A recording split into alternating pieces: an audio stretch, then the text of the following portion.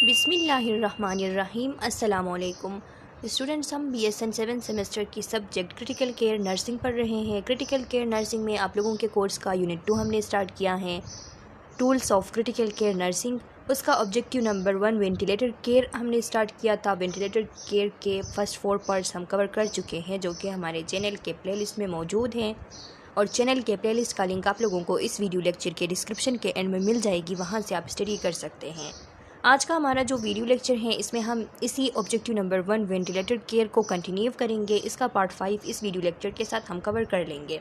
तो स्टूडेंट्स, यहाँ पे ये जो स्लाइड हम पढ़ रहे हैं, तो इसमें लिखा है ensuring humidification and thermo regulation. चूँकि हम वेंटिलेटर केयर पढ़ रहे हैं, तो उसमें आप लोगों को बताया जा रहा है कि वाइल ड्यूरिंग वेंटिलेटर केयर आप लोगों ने जो ह्यूमिडिफिकेशन है उसको किस तरीके से इंश्योर करनी है और थर्मो रेगुलेशन को किस तरीके से इंश्योर करनी है। लिखा है all air delivered by the ventilator passes through the water in the humidifier wear it is warmed and saturated. ये आप लोगों ने देखा भी होगा क्लिनिकल्स पे, जब आप लोग जाते हैं तो वहाँ पे ह्यूमिडिफायर आप लोगों ने देखा होगा कि जितना भी एयर जो है वो वेंटिलेटर के थ्रू पास होती हैं, पेशेंट को की तरफ जाती हैं, तो वो पहले ह्यूमिडिफायर से गुज़रती हैं। ह्यूमिडिफायर के अंदर क्या होता है, वाटर होता है। उस वाटर से जब वो गुज़रती हैं तो उसमें थोड़ी सी वो मॉइस्चर जो है वो आ जाती हैं, जो कि ज़रूरी होता है एयरवे को ड्राई होने से और ड्राइनेस के जितने भी असरात हैं, जितने भी इफ़ेक्ट्स हैं, उनसे बचाने के लिए। तो इसीलिए क्या होता है कि वेंटिलेटर के थ्रू जितना भी एयर पास होता है पेशेंट की तरफ, तो वो पहले ह्यूमिडिफायर से गुज़रता है, जहाँ पे वो सैचुरेटेड भी हो जाता है और साथ में वो वार्म भी हो जाता है। Humidifier temperatures should be kept close to the body temperature like 35 degree centigrade to 37 degree centigrade. और ह्यूमिडिफायर का टेम्परेचर जो है वो बॉडी टेम्परेचर के जितना होना चाहिए। ये बात आप लोगों ने याद रखनी है, मैं भी आप लोगों से MCQs में पूछी जा सकती हैं। In some rare instances, severe hypothermia, the air temperature can be increased। कुछ ऐसे इंस्टांसेस हो सकते हैं, कुछ ऐसे सिचुएशन कि जहाँ पे अगर पेशेंट को फॉर एग्जांपल बहुत ज़्यादा सीवियर हाइपोथर्मिया है, तो उस टाइम टेम्परेचर को हमने इंक्रीज़ करना होगा। The humidifier should be checked for adequate water levels. Humidifier को चेक करना है, उसमें एडिक्वेट वाटर लेवल जो है वो मेंटेन रखनी है। An empty humidifier contributes to drying of the airway, often with resultant dried secretions, mucus plugging, and less ability to suction out secretions। देखिए, अगर ह्यूमिडिफायर जो है उसमें वाटर लेवल जो है वो वाटर उसमें ख़त्म हो गया है, एम्प्टी ह्यूमिडिफायर अगर हो गया है, तो उसके क्या नुकसानात हो सकते हैं। तो जब ह्यूमिडिफायर एम्प्टी हो जाता है तो इसकी वजह से पेशेंट के एयरवे जो है वो ड्राई हो जाते हैं, और ये जो ड्राइनेस है, इस ड्राइनेस की वजह से जो जितने भी एयरवे के अंदर सिक्रीशंस हैं तो वो थिक हो जाते हैं, और थिक होने के साथ साथ वो स्टिकी भी हो जाते हैं, जिसकी वजह से वो जो सिक्रीशंस है जो कि अभी थिक हो चुके हैं, स्टिकी हो चुके हैं, तो वो एयरवे को ब्लॉक कर सकते हैं, म्यूकस प्लगिंग हो सकती हैं एयरवे में। और इसीलिए फिर वो जो सिक्रीशंस है उनको फिर जब रिमूव भी करना होता है, तो रिमूव करने में भी वो बहुत ज़्यादा डिफ़िकल्टी पेश आती हैं। अगर ये इस तरह थिक और स्टिकी हो जाते हैं, तो फिर उनको सही तरीके से जब हम सक्शनिंग करते हैं, सिक्रीशंस को रिमूव करना चाहते हैं, तो फिर वहाँ भी डिफ़िकल्टी आती हैं। तो इसीलिए ह्यूमिडिफायर जो है उसको पूरी तरह से फिल रखना जो है वो ज़रूरी होता है, ताकि इस किस्म के जो इश्यूज़ हैं तो इससे पेशेंट को बचाया जा सके और पेशेंट के एयरवे जो है उसको मॉइस्ट रखा जाए, ताकि जो सिक्रीशंस हैं उनको आसानी से मैनेज किया जा सके। तो एम्प्टी ह्यूमिडिफायर जो है इसके नुकसानात होते हैं, ये बात आप लोगों ने याद रखनी है। Humidifier should not be overfilled as this may increase circuit resistance and interfere with spontaneous breathing.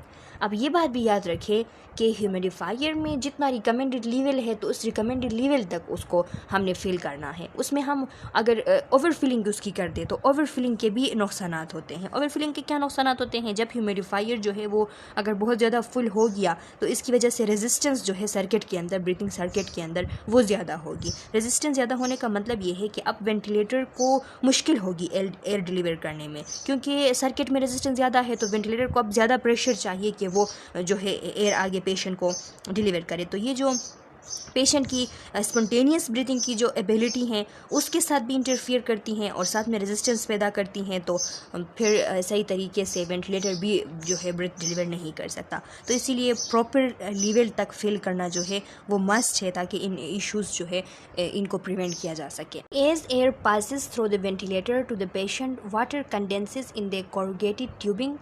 This moisture is considered contaminated and must be drained into them a receptacle and not baked into the sterile humidifier. अच्छा students, अब देख लें क्या होता है कि जब ventilator के थ्रू वेंटिलेटर पुश करती हैं एयर को ट्यूब के थ्रू पेशेंट की तरफ, तो उसमें जो वाटर वेपर्स है एयर के अंदर, तो वो कंडेंस हो जाते हैं, कंडेंस होके वो लिक्विड में चेंज हो जाते हैं। जब वो लिक्विड में चेंज हो जाते हैं तो वो इस ट्यूब के अंदर, ये लिखा है ना कोरुगेटेड ट्यूब, तो कोरुगेटेड ट्यूब उन ट्यूब्स को कहते हैं। इनकी पिक्चर मैं आप लोगों के साथ कम्युनिटी में शेयर कर दूंगी, वहाँ पे आप देख लीजिएगा कि कोरुगेटेड ट्यूब किसे कहते हैं। तो उसमें जो है वो रिजेस होते हैं, तो उन रिजेस की वजह से वहाँ पे जो वो वेपर्स जो है वो जब चले जाते हैं तो वहाँ पे उन रिजेस के अंदर वो वेपर्स जो है वो कंडेंस हो जाते हैं और वहाँ पे वो फिर कंडेंस हुआ जो लिक्विड है वो वहाँ पे जमा हो जाती हैं।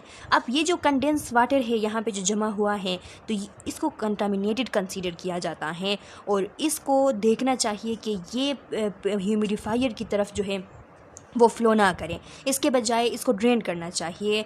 जो सेपरेट जो अलग रिसेप्टेकल का यहाँ पे जिक्र किया गया है, तो उसमें उसको ये कहते हैं स्टूडेंट्स, जो रिसेप्टेकल है ये एक कंटेनर टाइप होता है, एक डिवाइस लाइक एक कंटेनर, इसमें इसको निकालना चाहिए, ड्रेन करना चाहिए। इसको दोबारा ये जो कंडेंस वाटर हैं इसको दोबारा ह्यूमिडिफायर के अंदर जो है वो नहीं छोड़ना चाहिए। तो यही बात यहाँ पे बताई गई है।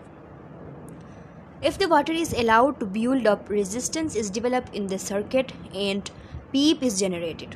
अब देखिए स्टूडेंट्स, जो हम बात कर रहे थे ऑटो पीप की, तो ये ऑटो पीप जो है रेजिस्टेंस की वजह से जनरेट होती हैं। पिछली वीडियो लेक्चर के अंदर जब मैं आप लोगों को पार्ट 2 या पार्ट 3 वो उन दोनों में से कोई एक पार्ट पढ़ा रही थी, तो उसमें मैंने आप लोगों को ऑटो पीप जो है वो डिटेल से पढ़ाई थी कि कभी कभार ऑटो पीप जनरेट होती है रेजिस्टेंस की वजह से, तो उसको देखना, उसको फाइंड आउट करना और फिर मैनेज करना ज़रूरी होता है। उसकी वजह से फिर बहुत सारे जो है वो नुकसानात हो सकते हैं, जैसा कि बेरोट्रोमा का मैंने आप लोगों को बताया था। तो यहाँ पे ये बात की जा रही है कि if the water is allowed to build up, अगर वाटर जो है उसको अलाउ किया जाए कि वो वहाँ पे बिल्ड अप हो, तो फिर रेजिस्टेंस डेवलप हो जाती है सर्किट के अंदर और ऑटो पीप जो है वो जनरेट हो जाती हैं। In addition, if moisture accumulate near the endotracheal tube, the patient can aspirate the water. इसके अलावा अगर ये मॉइस्चर जो है ये एकमुलेट हो जाए, जमा हो जाए ईडीटी ट्यूब जो है, एंडोट्रेकियल ट्यूब जो है उसके नियरली, तो फिर क्या होगा, पेशेंट उसको एस्पायरेट कर लेगा उस वाटर को, फिर उसके मज़ीद जो है एस्पायरेशन के बहुत सारे नुकसानात हैं। तो इसीलिए वहाँ पे बिल्डअप जो है उसको नहीं करना चाहिए, उसको ड्रेन करना चाहिए। जो वाटर वहाँ पे कंडेंसेशन के थ्रू बिल्डअप होती हैं उसको। The nurse and respiratory therapists jointly are responsible for preventing this condensation build-up। यहाँ पे नर्स भी और साथ में रिस्पायरेटरी थेरेपिस्ट जो होता है, तो उन दोनों का ये काम है, उन दोनों की ये जिम्मेदारी है कि वो ये कंडेंसेशन बिल्डअप जो है इसको रोके, इसको प्रिवेंट करे। The humidifier is an ideal medium for bacterial growth. और ये अगर ये ह्यूमिडिफायर में चला गया, ह्यूमिडिफायर में की तरफ ये चला गया, फ्लो कर गया, तो फिर वो जो है एक आइडियल मीडियम है बैक्टीरिया के ग्रोथ के लिए, तो वहाँ भी इसको नहीं छोड़ना चाहिए। इसको अलग से जो है वो रिसेप्टेकल के थ्रू, जो कि कंटेनर होती हैं, उसके थ्रू उसको ड्रेन करना चाहिए। Ventilator alarms. Mechanical ventilators comprise Audible and visual alarm system. जो मैकेनिकल वेंटिलेटर्स होते हैं तो वहाँ पे ऑडिबल और विजुअल अलार्म सिस्टम होता है। ऑडिबल अलार्म्स भी होते हैं और वो जो मॉनिटर है उसके ऊपर डिफरेंट अलार्म्स जो है वो डिस्प्ले भी होते हैं, जिनको हम विजुअल अलार्म कहते हैं। Which act as immediate warning signals to altered ventilation. अगर वेंटिलेशन में कोई अल्टरेशन आ रही है, कोई चेंजेस हो रही हैं, तो वो हमें वार्निंग सिग्नल्स देते हैं immediately. Alarm system can be categorized according to volume and pressure. Volume और प्रेशर के अकॉर्डिंगली इसको कैटेगराइज किया जाता है। हाई प्रेशर अलार्म और लो प्रेशर अलार्म, इस तरीके से हम इनको कैटेगराइज करते हैं। अब हाई प्रेशर अलार्म्स क्या होते हैं और लो प्रेशर क्या होते हैं, तो लिखा है high pressure alarms warn of rising pressure. जब प्रेशर ज़्यादा होती हैं तो वो चीज़ हमें बताने के लिए हाई प्रेशर अलार्म्स जो है वो मौजूद होते हैं। और लो प्रेशर अलार्म क्या करती हैं, warn of disconnection of the patient from the ventilator और सर्किट लीक्स। सर्किट के अंदर कोई लीकेज है, जिसकी वजह से प्रेशर लो हो रहा है, या फिर किसी भी वजह से वेंटिलेटर से पेशेंट जो है वो डिसकनेक्ट हो गया है, तो ये बात बताने के लिए लो प्रेशर अलार्म्स जो है वो मौजूद होते हैं। इसकी वार्निंग लो प्रेशर अलार्म्स देते हैं। Complications of mechanical ventilation. अच्छा स्टूडेंट्स, बहुत ही इंपॉर्टेंट टॉपिक है। मैकेनिकल वेंटिलेशन के कॉम्प्लिकेशंस जो है वो कौन कौन से हो सकते हैं। तो फर्स्ट वन है एयरवे कॉम्प्लिकेशंस। एयरवे कॉम्प्लिकेशंस हो सकते हैं एयरवे से रिलेटेड, मैकेनिकल कॉम्प्लिकेशंस हो सकते हैं, फिजियोलॉजिकल कॉम्प्लिकेशंस हो सकते हैं, आर्टिफिशियल एयरवे कॉम्प्लिकेशंस हो सकते हैं। अब एक एक को हम डिटेल से डिस्कस करेंगे। एयरवे कॉम्प्लिकेशंस में से फर्स्ट वन क्या है, एस्पायरेशन है। एस्पायरेशन हो सकती हैं, डिक्रीज क्लियरेंस ऑफ सिक्रीशन। अब चूँकि आर्टिफिशियल एयरवे जो है वो लगाया गया है, तो उसकी वजह से अब सिक्रीशंस जो है उसकी क्लियरेंस जो है वो डिक्रीज़ हो जाती हैं। नोज़ोकोमियल इन्फेक्शंस हो सकती हैं, या फिर हम कह सकते हैं कि हॉस्पिटल एक्वायर्ड जो इन्फेक्शंस हैं उनकी बात हो रही है। या यहाँ पे लिखा भी है वेंटिलेटर एक्वायर्ड निमोनिया। ज़्यादातर पेशेंट जो वेंटिलेटर के ऊपर होते हैं तो उनको एयरवे कॉम्प्लिकेशंस में से जो ज़्यादातर कॉमनली होने वाली कॉम्प्लिकेशन है वो वेंटिलेटर एक्वायर्ड निमोनिया है। अब मैकेनिकल कॉम्प्लिकेशंस देख लें। मैकेनिकल कॉम्प्लिकेशंस में लिखा है हाइपोवेंटिलेशन विथ एटिलेक्टेसिस विथ रेस्पिरेटरी एसिरोसिस और हाइपोक्सीमिया। मैकेनिकल कॉम्प्लिकेशंस में जो कॉम्प्लिकेशंस हैं उनमें फर्स्ट वन बताया गया है कि हाइपोवेंटिलेशन जो है विथ एटिलेक्टेसिस विथ रेस्पिरेटरी एसिरोसिस और हाइपोक्सीमिया। हाइपोवेंटिलेशन हो सकती हैं, अगर एटिलेक्टेसिस हुआ है तो एटिलेक्टेसिस के साथ साथ जो है हाइपोवेंटिलेशन, यानी हाइपोवेंटिलेशन हो गई तो इसकी वजह से एटिलेक्टेसिस होगी, और एटिलेक्टेसिस अगर हो जाती हैं और साथ में हाइपोवेंटिलेशन होती हैं तो उसकी वजह से रेस्पिरेटरी एसिडोसिस होगा, हाइपोक्सीमिया होगा। रेस्पिरेटरी एसिडोसिस इसलिए होगा क्योंकि कार्बन डाइऑक्साइड की लेवल ज़्यादा हो रही है बॉडी में, तो एसिडोसिस होगी क्योंकि हाइपोवेंटिलेशन है इसी वजह से, और हाइपोवेंटिलेशन है तो ऑक्सीजन की कमी है इसीलिए हाइपोक्सीमिया होगी। इसके अलावा हाइपोवेंटिलेशन है तो एटिलेक्टेसिस होगी, लंग्स जो है अल्वियोलाई जो है वो कोलैप्स हो जाएंगे। हाइपरवेंटिलेशन अगर हो गया तो इसकी वजह से क्या हो सकती है, हाइपरवेंटिलेशन की वजह से हाइपोकेपनिया हो सकती हैं, यानी कार्बन डाइऑक्साइड की जो है वो बहुत ज़्यादा कमी हो सकती है अगर हाइपरवेंटिलेशन है तो इसकी वजह से। और हाइपोकेपनिया अगर हो गया, कार्बन डाइऑक्साइड की कमी आ गई, तो फिर रेस्पिरेटरी अल्कलोसिस हो सकती हैं। इसके अलावा मैकेनिकल कॉम्प्लिकेशन ये भी है कि बेरोट्रॉमा हो सकती हैं। बेरोट्रॉमा मींस के लंग्स टिश्यू जो है उनकी इंजरी हो जाती हैं, और उनकी इंजरी जो है वो एक्सेसिव प्रेशर की वजह से जब होती हैं तो इसको हम बेरोट्रॉमा कहते हैं। तो मैकेनिकल कॉम्प्लिकेशंस जो है उसमें एक बेरोट्रॉमा है, यह आपने याद रखनी है। इसके अलावा क्लोज नीमोथोरेक्स हो सकती हैं, टेंशन नीमोथोरेक्स हो सकती हैं, नीमोमेडियास्टिनम हो सकती हैं, सबक्यूटेनियस एम्फाइसिमा हो सकती हैं। अब इसमें जो क्लोज नीमोथोरेक्स है तो इसका आप लोगों को पता है कि जब लंग्स के बिटवीन जो स्पेस है और जो चेस्ट वाल जो है उसके और लंग्स के बीच की जो स्पेस है वहाँ पे जब एयर जो है वो लीक कर जाती है, वहाँ पे जमा हो जाती हैं, तो उसकी वजह से लंग्स कोलैप्स हो जाते हैं, तो इसको कहते हैं क्लोज नीमोथोरेक्स।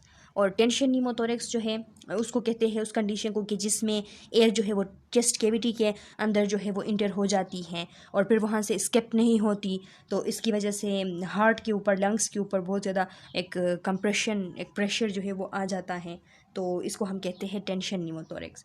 और नीमोमेडियास्टिनम जब एयर जो है वो चला जाए लीक होके, जो सेंट्रल चेस्ट एरिया है जो मीडियास्टिनम है वहाँ चला जाए और वहाँ पे जमा हो जाए, तो इसको हम कहते हैं नीमोमेडियास्टिनम। और सबक्यूटेनियस एम्फाइसिमा हो सकती हैं। सबक्यूटेनियस एम्फाइसिमा कहते हैं जब एयर जो है वो स्किन के अंदर चला जाए लीक होके। ज़्यादातर ये नेक रीजन में चली जाती हैं। नेक रीजन में बहुत ज़्यादा जो है, आप लोगों ने कभी देखा भी होगा, कभी ऐसे पिक्चर्स देखे होंगे कि वो ऐसे फूले से होते हैं नेक और चेस्ट एरिया जो है, तो ये इसी वजह से होता है अगर सबक्यूटेनियस एम्फाइसिमा हो जाए। इसकी पिक्चर मैं आप लोगों के साथ शेयर करूँगी कम्युनिटी में, सबक्यूटेनियस एम्फाइसिमा की भी, और साथ में जो ट्यूबिंग का मैंने आप लोगों को बताया थोड़ी देर पहले उसकी भी, तो वहाँ पे आप लोग देख लीजिएगा कि सबक्यूटेनियस एम्फाइसिमा जो है उसमें पेशेंट की क्या कंडीशन होती है।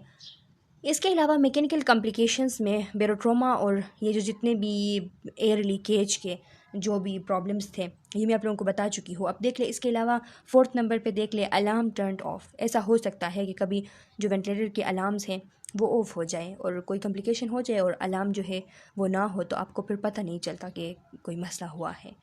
फेलियर ऑफ अलार्म्स और वेंटिलेटर फेल हो सकती हैं, अलार्म्स जो है वो फेल हो सकते हैं।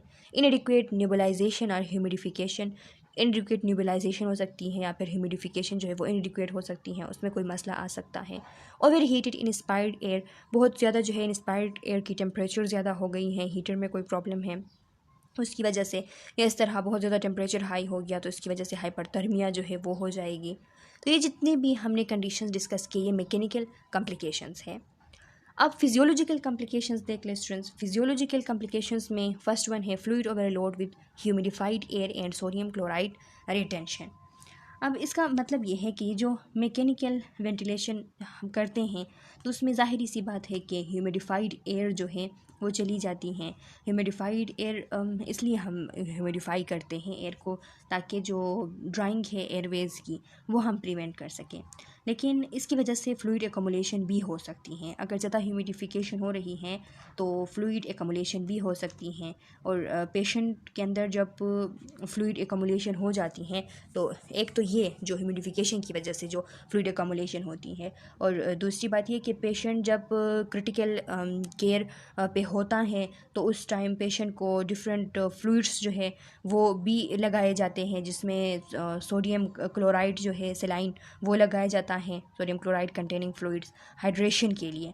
तो फिर या मेडिकेशन डिलीवरी होती है डिफरेंट, तो इसकी वजह से फ्लूइड ओवरलोड जो है वो एक मसला है।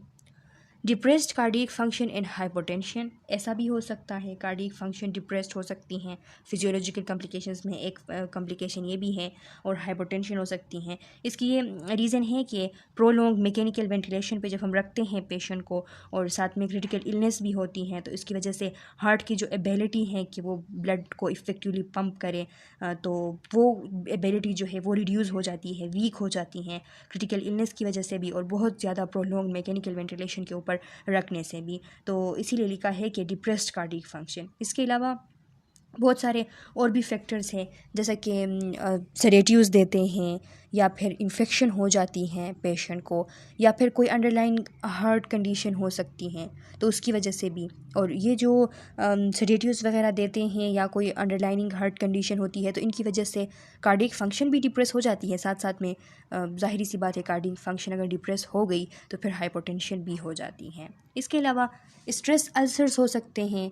तो ज़ाहिरी सी बात है कि क्रिटिकल इलनेस है और मैकेनिकल वेंटिलेशन है, तो दोनों जो है वो सिग्निफिकेंट स्ट्रेसर्स है बॉडी के लिए किसी भी इंसान के। कि भाई मैकेनिकल वेंटिलेशन पे होना, आईसीयू के अंदर इंटेंसिव केयर पे होना, ये भी एक बड़ा जो है वो स्ट्रेसर है, और साथ में क्रिटिकल इलनेस उनकी जो है जिसकी वजह से वो इस कंडीशन में आए हुए हैं, तो वो भी उनके लिए एक बहुत बड़ा स्ट्रेसर होता है। तो स्ट्रेस की वजह से स्ट्रेस अल्सर जो है वो डेवलप हो जाते हैं, क्योंकि फिजियोलॉजिकल स्ट्रेस रिस्पॉन्स जो है वो स्टार्ट हो जाती है, जिसकी वजह से gastric acid production for example जो है वो इंक्रीज़ हो जाती हैं, जिसकी वजह से जो ब्लड फ़्लो है साथ में वो भी स्टमक की लाइनिंग तक कम हो जाती हैं, जिसकी वजह से म्यूकस लेयर जो है स्टमक के अंदर उसकी ब्रेकडाउन स्टार्ट हो जाती हैं और अल्सर जो है वो बन जाती हैं। और इस अल्सर की वजह से पेशेंट को पेन भी फील होता है, इससे ब्लीडिंग भी हो सकती हैं और रिस्क ऑफ इन्फेक्शन भी है। तो ये मज़ीद जो है मसले पैदा कर सकता है पेशेंट के लिए जो स्ट्रेस अल्सर है। तो इसीलिए स्ट्रेस लेवल को मैनेज करना, साइकोलॉजिकल एस्पेक्ट को भी कंसीडर करना इंटेंसिव केयर यूनिट्स के अंदर बहुत ज़्यादा ज़रूरी होता है। इसके अलावा पैरालिटिक इलनेस का आप लोगों को पता है स्टूडेंट्स, पैरालिटिक इलनेस जो है वो एक ऐसी कंडीशन होती है कि जहाँ पे जो इंटेस्टिनल मसल्स जो होते हैं तो वो इनएक्टिव हो जाते हैं। जब इंटेस्टिनल मसल्स इनएक्टिव हो जाते हैं तो फिर फूड की पैसेज नहीं होती, और जो वेस्ट होते हैं उनकी पैसेज नहीं होती। तो ये इसलिए होती हैं, इसके डिफरेंट वजूहात हो सकते हैं। अब जब हम वेंटिलेटर के ऊपर जो पेशेंट्स हैं उनकी जब बात कर रहे हैं तो उनमें डिफरेंट मेडिकेशंस हैं, उनकी वजह से हो सकती हैं पैरालिटिक इलनेस। इसके अलावा इलेक्ट्रोलाइट इम्बैलेंसेस की वजह से हो सकती हैं, इन्फ्लेमेशन की वजह से हो सकती हैं, और ओवरऑल जो स्ट्रेस है और क्रिटिकल इलनेस की वजह से, तो उसकी वजह से भी पैरालिटिक इलनेस जो है वो हो सकती हैं। तो ये जो लेक ऑफ इंटेस्टिनल मूवमेंट है तो इसकी वजह से सीवियर जो है वो पेन भी होता है पेशेंट को, एब्डोमिनल और ब्लॉटिंग भी होती है, फूल जाता है, एब्डोमेन कॉन्स्टिपेशन होती हैं, और साथ में बहुत सारे कॉम्प्लिकेशंस जैसे कि बावेल ऑब्स्ट्रक्शंस वगैरह, तो ये भी हो सकते हैं। तो पैरालिटिक इलनेस जो है वो भी एक फिजियोलॉजिकल कॉम्प्लिकेशन है। गैस्ट्रिक डिस्टेंशन है, स्टार्वेशन है। स्टार्वेशन की यहाँ पे इसलिए हम स्टार्वेशन कहते हैं क्योंकि पेशेंट जो है वो क्रिटिकल इलनेस से गुज़र रहा है, साथ में जो है वो बहुत सारे फैक्टर्स हैं। फॉर एग्ज़ाम्पल उसको एडिक्वेट न्यूट्रिशन जो है वो प्रोवाइड करना, उसमें डिफ़िकल्टी है। इंटरल न्यूट्रिशन चाहे प्रोवाइड की जा रही है या पेरेंट्रल रूट से। और दूसरी बात ये कि उसकी जो मेटाबॉलिक डिमांड्स है वो भी इंक्रीज़ हो गई हैं इलनेस की वजह से, और डिफरेंट जो है वो जीआई इश्यूज़ भी होते हैं क्योंकि बेड के ऊपर पेशेंट पड़ा हुआ है, तो इस वजह से न्यूट्रिएंट एब्जॉर्प्शन भी नहीं होती, तो इसीलिए स्टार्वेशन यहाँ पे लिखा है। लास्ट में डिससिंक्रोनस ब्रीथिंग पैटर्न का बताया गया है। डिससिंक्रोनी जो है पेशेंट के स्पॉन्टेनियस ब्रीथिंग एफर्ट्स और वेंटिलेटर के दरमियान ये इसलिए होती हैं कि जो वेंटिलेटर सेटिंग है वो इम्प्रॉपर हो सकती हैं। पेशेंट जो है वो डिस्कम्फर्ट में अगर है तो उसके जो डिस्कम्फर्ट में होने की वजह से डिफरेंट मूवमेंट्स आते हैं, उसकी वजह से हो सकती हैं। और जो सेडेशन लेवल है पेशेंट की तो उसकी वजह से भी हो सकती हैं। और ये मिसमैच जब हो जाती हैं, डिससिंक्रोनी जब हो जाती हैं पेशेंट के एफर्ट्स और वेंटिलेटर के दरमियान, तो फिर इसकी वजह से वर्क ऑफ ब्रीथिंग जो है वो इंक्रीज़ हो जाती है और पेशेंट बहुत ज़्यादा डिस्कम्फर्ट में होता है। तो इसीलिए सिंक्रोनी जो है उसको इंश्योर करना बहुत ज़्यादा ज़रूरी होता है। जो लोग वेंटिलेटर को एडजस्ट करते हैं तो उनके लिए ज़रूरी है कि वो इसका ख्याल करें, क्योंकि इसकी वजह से पेशेंट जो है उसको बहुत ज़्यादा डिस्कम्फर्ट में चला जाता है और इनइफेक्टिव वेंटिलेशन जो है वो काज होती हैं इसकी वजह से। आर्टिफिशियल एयरवे कॉम्प्लिकेशंस, आप देख लें स्टूडेंट्स कि आर्टिफिशियल एयरवे कॉम्प्लिकेशंस भी हो सकते हैं। यानी आर्टिफिशियल एयरवे जो है उसके कॉम्प्लिकेशन भी हो सकते हैं, जिसमें फ़र्स्ट वन है complications related to endotracheal tube, जो ईटीटी ट्यूब होता है। तो उसकी वजह से जो ईटीटी ट्यूब एंडोट्रेकियल ट्यूब जो पास करते हैं तो उसकी वजह से भी कॉम्प्लिकेशंस हो सकते हैं। उसकी वजह से कौन कौन से कॉम्प्लिकेशंस हो सकते हैं, तो फर्स्ट वन है ट्यूब किंक्ड और प्लग्ड। ट्यूब जो है वो या तो उसमें कोई चीज़ फंस गई है, प्लगिंग हुई है, या फिर वो जो है वो बेंड हो चुकी है। कि किंग मीन्स के बेंड हो चुकी हैं। तो या तो एंडोट्रेकियल ट्यूब जो है वो बेंड हो सकती हैं या फिर उसमें कोई ऑब्स्ट्रक्शन आ सकती हैं, तो इसकी वजह से वेंटिलेशन जो है वो इम्पेयर हो जाती है। साथ में ये ट्यूब जो है इसमें प्लगिंग म्यूकस की हो सकती है या अदर सिक्रीशंस की, जिसकी वजह से एयर फ्लो जो है वो बंद हो जाती हैं, एयर फ्लो में ऑब्स्ट्रक्शन आ जाती है। तो दोनों कंडीशन की वजह से इनएडिक्वेट वेंटिलेशन और इनएडिक्वेट ऑक्सीजनेशन हो सकती हैं। दूसरा जो है वो है रप्चर ऑफ पीरिफॉर्म साइनस। ये पीरिफॉर्म साइनस जो है स्टूडेंट्स, ये एक स्मॉल पियर शेप पॉकेट होता है। ये जो थ्रोट है उसके साइड में होता है। तो ख़ास करके जो हाइपोफेरिंग्स है, तो हाइपोफेरिंग्स के बिल्कुल करीब ये होता है, लेरिंग्स के इर्द गिर्द। इसका काम ये होता है कि ये फूड और ड्रिंक जो हम करते हैं तो उनको सेफली एजोफेगस तक पहुंचाने में इसकी भी हेल्प होती है, ये मदद करता है, उसको लंग्स में जाने नहीं देता। तो इंट्यूबेशन के दौरान जो एंडोट्रेकियल ट्यूब है वो इंसर्ट करने के दौरान एक्सीडेंटली इसमें परफोरेशन जो है वो हो सकती हैं। तो ये एरिया अगर इसमें रप्चर आ गई, परफोरेशन की वजह से इसमें कोई रप्चर आ गई, तो इसकी वजह से क्या होगा, इसकी वजह से जो एयर है वो सराउंडिंग टिश्यूज़ में लीक हो जाएगा, तो फिर स्वॉल्विंग जो है उसमें भी डिफ़िकल्टी आएगी और साथ में इन्फेक्शन भी हो सकती हैं, ब्लीडिंग भी हो सकती हैं। तो ये भी एक जो है वो कॉम्प्लिकेशन है आर्टिफिशियल एयरवे कॉम्प्लिकेशंस में से। इसके अलावा जो है वो ट्रेकियल स्टेनोसिस का बताया गया है। इसके अलावा ट्रेकियोमलेशिया का बताया गया है। तो जब प्रोलॉन्ग इंटुबेशन हम करते हैं स्टूडेंट्स, प्रोलॉन्ग टाइम के लिए वेंटिलेटर के ऊपर पेशेंट को रखा जाता है, तो इसकी वजह से ट्रेकियल स्टेनोसिस हो सकती हैं, जिसमें क्या होता है ट्रेकिया जो है उसकी नैरोविंग होती है स्कार टिश्यू फार्मेशन की वजह से। और ट्रेकियोमलेशिया जो है ये कहते हैं ट्रेकियल जो कार्टिलेज हैं उनकी सॉफ्टनिंग को। ट्रेकिया के जो कार्टिलेजेस हैं वो सॉफ्ट नहीं होते, वो जो है रिजिड होते हैं, वो इतने सॉफ्ट नहीं होते। लेकिन प्रोलॉन्ग वेंटिलेशन की वजह से क्या होता है, ये जो कार्टिलेजेस है ये सॉफ्ट हो जाते हैं और सॉफ्ट होने की वजह से ट्रेकिया जो है वो कोलैप्स हो जाती हैं ड्यूरिंग ब्रीथिंग। तो ये दोनों कंडीशंस जो है इसकी वजह से एयरवे ऑब्स्ट्रक्शन और डिफ़िकल्टी इन ब्रीथिंग जो है वो हो सकती हैं, तो इसलिए इनको मैनेज करना ज़रूरी होता है। फोर्थ वन है main stem intubation with contralateral located on the affecting the opposite side of the lung atelectasis। अच्छा स्टूडेंट, मेन स्टेम इंट्यूबेशन जो है वो हो सकती है। मेन स्टेम इंट्यूबेशन ये किस तरह होती हैं? तो जब एंडोट्रेकियल ट्यूब जो है वो इंसर्ट की जाती हैं और वो इस तरीके से इंसर्ट की जाती है कि बहुत ज़्यादा आगे अगर उसको ले जाया जाए तो ये एक लंग की यूजुअली ज़्यादातर जो राइट लंग है उसका जो मेन ब्रोंकाई है तो उसमें चला जाता है। एटीटी ट्यूब जो है उसको अगर बहुत ज़्यादा आगे ले जाया जाए पास करते हुए, इंसर्ट करते हुए, तो ये उसमें चली जाती है। मेन ब्रोंकाई जो है राइट लंग का ज़्यादातर उसमें चली जाती हैं। तो इसकी वजह से अब क्या होगा, मेन स्टेम इंट्यूबेशन हो गया किसी एक लंग की, तो इसकी वजह से एक लंग जो है उसकी वेंटिलेशन होगी। और एक लंग की अगर वेंटिलेशन होगी तो प्रेशर तो ज़्यादा था, दोनों लंग्स में जाना था, तो वो जो प्रेशर एक लंग्स में जा रही है उस लंग्स को नुकसान होगा, वहाँ पे बेरोट्रामा के चांसेस भी हैं ज़्यादा प्रेशर जाने की वजह से। और जो दूसरा लंग है उसमें क्योंकि अभी एयर जो है वो जा नहीं रही है तो उसकी कोलैप्स होगी, उसकी एटेलेक्सेसिस होगी।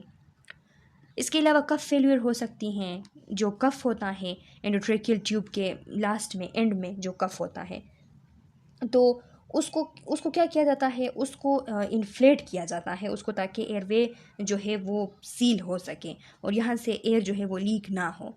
तो अगर ऐसा हुआ कि कफ फेल हो गया तो इसकी वजह से क्या हो गया, कफ फेल हो गया, किन चीज़ों की वजह से कफ जो है वो फेल हो सकती है। इसकी इन्फ्लेशन करने के बाद गलती से डिफ्लेशन हो सकती हैं, डैमेज हो सकती हैं, या इम्प्रॉपर इन्फ्लेशन इसकी हो सकती हैं। तो इस तरह अगर इसमें कोई मसला आ गया, कफ फेल हो गया, तो फिर क्या होगा, एयर जो है वो लीक कर जाएगा और वेंटिलेशन जो है वो डिक्रीज़ होगी। एस्पायरेशन सिक्रीशन की इसकी वजह से हो सकती हैं। तो साथ में एस्पायरेशन अगर हो गई तो एस्पायरेशन निमोनिया के भी चांसेस हैं। इसके अलावा साइनोसाइटिस हो सकती हैं। जो एंडोट्रेकियल ट्यूब हैं स्पेशली जब एंडोट्रेकियल ट्यूब जो है वो प्रोलॉन्ग पीरियड के लिए इंसर्ट की जाती हैं तो इसकी वजह से जो ड्रेनेज है साइनेसिस का तो वो ब्लॉक हो जाता है, तो इसीलिए साइनोसाइटिस हो सकती हैं। साइनोसाइटिस आप लोगों को पता है स्टूडेंट, साइनोसाइनस की जो इन्फ्लेमेशन होती है तो उसको हम कहते हैं। तो इसकी वजह से फेशियल पेन हो सकती है, नेज़ल कंजेशन हो सकती हैं, साथ में फ़ीवर भी हो सकता है और दूसरे कॉम्प्लिकेशंस भी हो सकते हैं। और साथ में अगर ये फ़ीवर आ जाता है, फेशियल पेन वगैरह ये सब स्टार्ट हो जाते हैं तो पेशेंट की जो रिकवरी है वो प्रोलॉन्ग हो जाती है, मज़ीद उसमें जो है वो टाइम लगता है ठीक होने में। इसके अलावा ओटाइटिस मीडिया हो सकती हैं, जो मिडिल ईयर है वहाँ इन्फेक्शन हो सकती है, इन्फ्लेमेशन हो सकती हैं। तो ये इसलिए होता है क्योंकि जो वेंटिलेटेड पेशेंट्स होते हैं तो उनको नेज़ोफिरिंजियल कंजेशन होती हैं, यूस्ट्रेशन ट्यूब जो है उनकी ब्लॉकेज हो जाती हैं जो एंडोट्रेकियल ट्यूब है उसके प्रेजेंस की वजह से।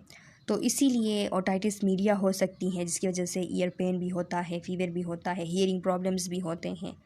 तो ये इंट्यूबेटेड पेशेंट्स में ये मसले हो सकते हैं। लेरेंजियल एडिमा हो सकती हैं। इसके अलावा हम पढ़ रहे थे आर्टिफिशियल एयरवे कॉम्प्लिकेशन, जिसमें से हमने जो एंडोट्रेकियल ट्यूब है उसके कॉम्प्लिकेशंस डिस्कस किए। अब देखिए अब क्या है, ट्रेकियोस्टमी ट्यूब जो है उसके कॉम्प्लिकेशंस के। ट्रेकियोस्टमी ट्यूब जब इंसर्ट की जाती हैं तो उसके कौन कौन से कॉम्प्लिकेशंस हो सकते हैं। तो फर्स्ट वन कॉम्प्लिकेशन है acute haemorrhage at the site. वो जो जगह है जहाँ पे इंसर्ट करते हैं हम ट्रेकियोस्टमी ट्यूब को, तो वहाँ पे हेमोरेज हो सकती हैं, वहाँ पे ब्लीडिंग हो सकती हैं ड्यूरिंग द प्रोसीजर, अगर कोई ब्लड वेजल्स वगैरह वहाँ पे डैमेज हो जाए तो उसकी वजह से। इसके अलावा एयर एम्बोलिज़म हो सकती हैं, एयर जो है वो इंटर हो जाए अगर ब्लड स्ट्रीम में, तो फिर उसकी वजह से ब्लड वेजल्स जो है वो ब्लॉक हो जाते हैं। तो ये हो सकता है वहाँ पे जब ट्यूब इंसर्ट कर रहे हैं तो उस एरिया में वेजल्स के साथ। इसके अलावा एस्पायरेशन हो सकती हैं ट्रेकियोस्टमी ट्यूब की वजह से। अब देख लें कि ट्रेकियोस्टमी ट्यूब की वजह से किस तरह एस्पायरेशन होती हैं। तो पेशेंट जो है वो फूड या फ्लूइड जो है वो इनहेल कर लेते हैं क्योंकि स्वाल्विंग उनकी इम्पेयर हो जाती है इस ट्यूब की वजह से, तो इसलिए उनको एस्पायरेशन हो सकती हैं। ट्रेकियल स्टेनोसिस हो सकती हैं, ज़ाहिरी सी बात है आप लोगों को पता है कि ट्रेकिया की नेरोविंग हो जाती हैं स्कार टिश्यू फॉर्मेशन की वजह से यहाँ पे, तो ट्रेकियल स्टेनोसिस की कॉम्प्लिकेशन है। इसके अलावा erosion into the innominate artery with exsanguination. अच्छा स्टूडेंट, इसका मतलब ये है कि ये जो इनोमिनेट आर्टरी है तो ये आप लोगों को पता है ब्रेकियोस्फेलिक आर्टरी जो है या जो मेजर आर्टरी है ब्रेकियोस्फेलिक आर्टरी, उसको हम इनोमिनेट आर्टरी भी कहते हैं, ब्रेकियोस्फेलिक आर्टरी भी कहते हैं। तो क्या होता है ट्यूब जो है उसको इंसर्ट करते वक्त जो नियर बाई इस तरह मेजर आर्टरीज़ हैं तो उसको इरोड कर सकते हैं, तो इसकी वजह से सीवियर ब्लीडिंग होती है। ऐसा भी हो सकता है कि ट्रेकियोस्टमी जो कफ है उसकी फेलियर हो जाए, तो ट्रेकियोस्टमी कफ अगर उसकी मलफंक्शनिंग हो जाए तो इसकी वजह से एयर जो है वो लीक हो जाती हैं और इनएडिक्वेट वेंटिलेशन होती है। इसके अलावा लेरिंजियल नर्व जो है उनकी डैमेज हो सकती हैं। ट्रेकिया के इर्द गिर्द जो नर्व हैं लेरिंजियल नर्व, तो प्रोसीजर करते वक्त ट्रेकियोस्टमी ट्यूब इंसर्ट करते वक्त उनको डैमेज किया जा सकता है, तो फिर वॉइस बोलने में भी और साथ में सॉल्विंग जो है उसमें दोनों में डिफ़िकल्टी जो है वो हो सकती हैं। इसके अलावा लिखा है obstruction of the tracheostomy tube की ऑब्स्ट्रक्शन हो सकती है, म्यूकस प्लगिंग या फिर किसी भी सिक्रीशन की वजह से वहाँ पे ब्लॉकेज जो है वो आ सकती हैं। इसके अलावा नीमोथोरिक्स जो है वो हो सकती हैं, यानी एयर जो है वो चेस्ट कैविटी के अंदर अकोमोलेट हो जाती हैं जिसकी वजह से लंग्स कोलेप्स हो जाते हैं, तो ट्रेकियोस्टमी ट्यूब की ये भी एक कॉम्प्लिकेशन है। इसके अलावा सबक्यूटेनियस एंड मीडियास्टिनल एम्फाइसीमा हो सकती हैं जो कि हम ऑलरेडी डिस्कस कर चुके हैं। स्वाल्विंग डिसफंक्शन, जिस तरह ईटीटी ट्यूब जो है उसमें सबक्यूटेनियस और मीडियास्टिनल एम्फाइसीमा होती थी, इसी तरह इसकी वजह से भी हो सकती हैं। स्वाल्विंग डिसफंक्शन हो सकती हैं। ट्रेकियोजोफिजियल फिस्टुला जो है वो बन सकती हैं। ट्रेकियो एजोफिजियल फिस्टुला ये एक एबनॉर्मल कनेक्शन होती हैं ट्रेकिया और एजोफेगस के दरमियान, तो ये हो सकती है इसकी वजह से, जिसकी वजह से एस्पायरेशन भी होगी और इन्फेक्शन के चांसेस जो है वो मज़ीद ज़्यादा होंगे। इन्फेक्शन हो सकती है साइट में, एरिया जो है जहाँ पे इंसर्ट की गई है तो वहाँ पे में भी जो है वो इंजरी की वजह से इन्फेक्शन हो सकती हैं। इसके अलावा accidental decannulation with loss of airway, ऐसा भी हो सकता है कि एक्सीडेंटल डीकेनुलेशन हो सकती है कि ट्यूब जो है वो एक्सीडेंटली डिसलॉज हो सकती हैं जिसकी वजह से जो एस्टेब्लिश एयरवे हैं वो लॉस हो जाती हैं। Nursing care of patient on mechanical ventilation, अब नर्सिंग केयर जो है वो किस तरीके से करनी चाहिए उन पेशेंट की जो कि मैकेनिकल वेंटिलेशन पे होते हैं, तो असेसमेंट उनकी जो है वो ज़रूरी होती है। पेशेंट को असेसमेंट जब हम करते हैं उनकी, तो पहले हम पेशेंट को असेस करते हैं, देखते हैं assess the artificial airway tracheostomy और एंडोट्रेकियल ट्यूब है तो उसको असेस करना है। आर्टिफिशियल एयरवे में से अगर ट्रेकियोस्टमी ट्यूब है तो उसको असेस करना है, कॉम्प्लिकेशंस देखने हैं, एसेस द वेंटिलेटर को असेस करना है। फिर नर्सिंग इंटरवेंशंस क्या हो सकते हैं, एयरवे पेटेंसी को मेंटेन करना, ऑक्सीजनेशन को मेंटेन करना, कंफर्ट को प्रमोट करना, फ्लूइड इलेक्ट्रोलाइट जो बैलेंस है उसको मेंटेन रखना, न्यूट्रिशनल स्टेट को मेंटेन रखना, यूरिनरी और बाउल एलिमिनेशन जो है उसको मेंटेन रखना, आई माउथ और जो क्लीनलीनेस है उसका ख्याल करना, इंटीग्रिटी का ख्याल करना, maintain mobility musculoskeletal function, mobility को मेंटेन रखना जो मस्कुलोस्केलेटल फंक्शन है, यानी पेशेंट को जितना हो सके अगर वो इसेबल है तो उसको वॉक कराना, इस तरह। इसके अलावा सेफ्टी को मेंटेन रखना, साइकोलॉजिकल सपोर्ट प्रोवाइड करना जो कि बहुत ही ज़्यादा इम्पोर्टेंट है। आईसीयू के अंदर जो इंटेंसिव केयर यूनिट्स होते हैं तो वहाँ पे साइकोलॉजिकल सपोर्ट बहुत ज़्यादा इम्पोर्टेंट होती है। साइकोलॉजिकल सपोर्ट के बगैर जो है वो हम नहीं उनको इफ़ेक्टिव केयर प्रोवाइड कर सकते। इसके अलावा कम्युनिकेशन जो है उसको फैसिलिटेट करना ताकि उनको जो है वो सुकून पहुंच सके, उनको वो उनकी बातें जो है कम्युनिकेट अगर हो जाए सही तरीके से तो उनको एक ज़हनी सुकून मिलती है। साइकोलॉजिकल सपोर्ट जो है उसको वो प्रोवाइड करना, इंफॉर्मेशन और फैमिली को भी साइकोलॉजिकल सपोर्ट और इन्फॉर्मेशन जो है वो प्रोवाइड करना उस पेशेंट के हेल्थ से रिलेटेड। इसके अलावा वेंटिलेटर अलार्म्स जो होते हैं तो उनको रिस्पॉन्ड करना, कोई ट्रबल शूटिंग हो गई, कोई मींस के कोई जो है वो ट्रबल शूटिंग कहते हैं कि कोई प्रॉब्लम कोई इशू आइडेंटिफाई होने को, तो कोई प्रॉब्लम कोई इशू आइडेंटिफाई हो गई, कोई वेंटिलेटर अलार्म्स जो है वो बज रहे हैं तो जल्दी से रिस्पॉन्ड करना। नोज़ोकोमियल इन्फेक्शन जो होते हैं हॉस्पिटल एक्वायर्ड इन्फेक्शन, उनसे पेशेंट को बचाना, डॉक्यूमेंटेशन करना, ये सब जो है नर्सिंग इंटरवेंशंस में आते हैं। अच्छा स्टूडेंट्स, अब टॉपिक है रिस्पॉन्डिंग टू अलार्म जो कि एक बहुत ही ज़्यादा इंपॉर्टेंट टॉपिक है, इससे MCQs बन सकते हैं। यह हम नेक्स्ट वीडियो लेक्चर में डिस्कस करेंगे। आज के इस वीडियो लेक्चर के लिए इतना काफ़ी है। मैं उम्मीद करती हूँ कि आप लोगों को चीज़ें समझ में आ गई हैं। कोई क्वेश्चन है तो कमेंट सेक्शन में अपना क्वेश्चन डाल लें। नेक्स्ट वीडियो लेक्चर में इस यूनिट को हम कवर कर लेंगे जो कि इसका पार्ट 6 होगा। तो मिलते हैं नेक्स्ट वीडियो लेक्चर में, तब तक के लिए अल्लाह हाफिज़।